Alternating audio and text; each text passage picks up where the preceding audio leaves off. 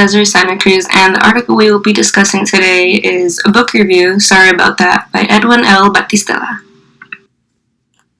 So to describe the general public leadership theme of the article in one sentence, I'd say it is to understand that an apology is to assign blame onto oneself, pleading for forgiveness, and not to defend and justify themselves.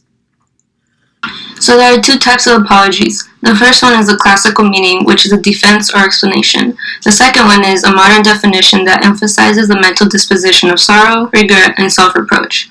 The typical public apology tends to be an apology in the modern sense, which is assigning blame to oneself and pleading for forgiveness. But in fact, it is meant to defend and justify. In today's culture, an apology does not need to be an admission of guilt or a plea for forgiveness, but rather it can be an opportunity for one to insist that they are actually a wonderful person. And oftentimes, speakers use language to distance themselves from the words or deeds that made the apologies necessary in the first place. So their attempts to avoid naming their offense make their apology sound inauthentic and self-exculpatory. So instead of repeating or even paraphrasing the unwise remarks that prompted the apologies, they will refer to a careless, offhanded remark or use insensitive words. So, for example, if someone embezzled funds, they will refer to it as a mistake, or if someone committed adultery, they will refer to it as a poor decision that they deeply regret, which none of those are apologies at all. So I'm pretty sure we're all well aware of Airbnb, which is a home sharing platform, and I decided to use them as my example in this presentation because in December of 2015, they began to come under fire for racial profiling and discrimination taking place on its site. So that month, Harvard researchers released a working paper which indicated that travelers with distinctively African American names are 16% less likely to be accepted relative to identical guests with distinctively white names. And I've attached a memo that was sent out by Airbnb CEO Brian Chesky here to our right, which you can pause this video if you want to read the whole thing, but basically, he responded to the incident by addressing their faults early in the message, acknowledging that they were far too slow to respond to the issue of discrimination and apologized for it. Since then, the company has taken several actions to prevent and put an end to it on the platform, which it outlined in a 32-page report authorized by Laura W. Murphy, the director of the ACLU's Washington Legislative Office. This report documented an audit conducted to evaluate where Airbnb was falling short on preventing discrimination.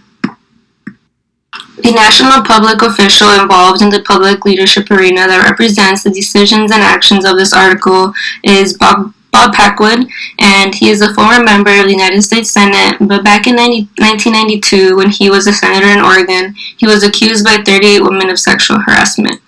And his apology was, and I quote, "If any of my comments or actions have indeed been unwelcome, or if I have conducted myself in any way that has caused any individual discomfort or embarrassment, for that I am sincerely sorry." It makes the apology contingent, meaning if I have offended you, then I apologize. And the logical corollary, of course, is that if I have not offended you, then I do not apologize. So basically, Bob Packwood failed at producing an accurate apologetic response by not specifically acknowledging his wrongdoings. So as we have discussed through several articles and videos throughout this course in the semester, I was able to conclude that I agree with the article because, first of all, leaders are always honest, and they would be lying to themselves if they did not own up to their actions by apologizing and addressing their mistakes. Second, leaders face reality because reality starts with the person in charge, and leaders can't solve problems if they don't acknowledge their existence. So they should get together with whoever they are in a predicament with and gain agreement about the root causes of the issue, along with concluding on a solution on how to move forward. My last reason is leaders are people-focused, so the strongest, most effective leaders not only just care about their business, but also about the people in it and the people impacted by it.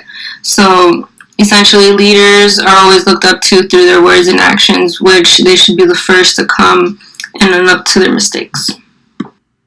The public leadership theme of the article affects my classmates and members of my generation because by simply saying you're sorry or apologizing, it provides closure for you that brings about a peace of mind and helps you heal wounds of guilt from within.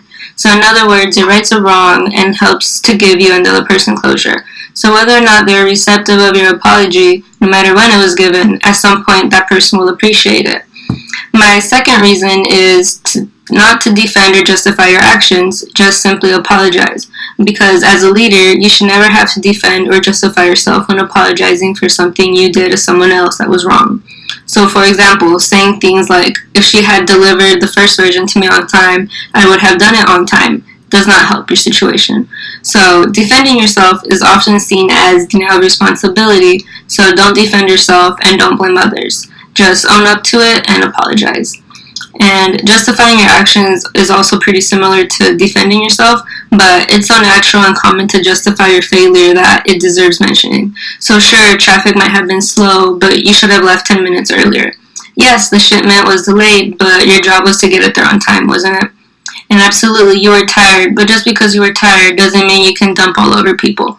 So yeah, those may be explanations, but they are not justifications. They don't make what you did or failed to do right. Never use an explanation as a justification. Even if you talk about reasons, still own up to your failures 100% of the time. So, for example, if you were tired, mention that you were really tired and couldn't get the job done, but also say that you are really sorry for not doing it as well, and that it's your fault, and that you are completely sorry. And just take responsibility for everything you did wrong. The public leadership theme of the article affects me personally because being able to own up to my actions and accurately apologize to someone can help promote stronger social bonds, because apologies reestablish dignity to those you hurt. So letting the person I hurt know that it was my fault and not theirs helps them feel better, and it helps them save time being mad about it. Also, apologizing helps repair relationships by getting people talking again and makes them feel comfortable with each other again. So a sincere apology allows the people around me know I'm not proud of what I did and I won't be repeating that same behavior.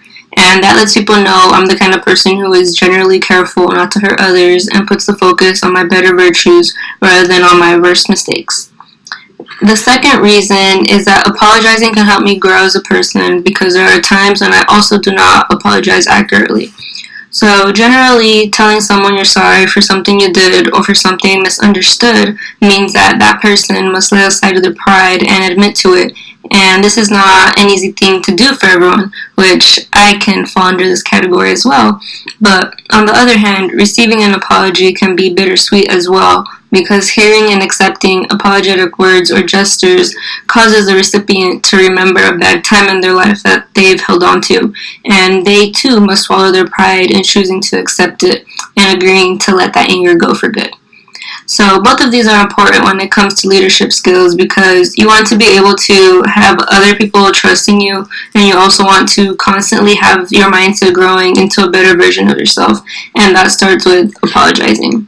So I hope you guys learned something from me today, which this presentation is now coming to a conclusion. So goodbye.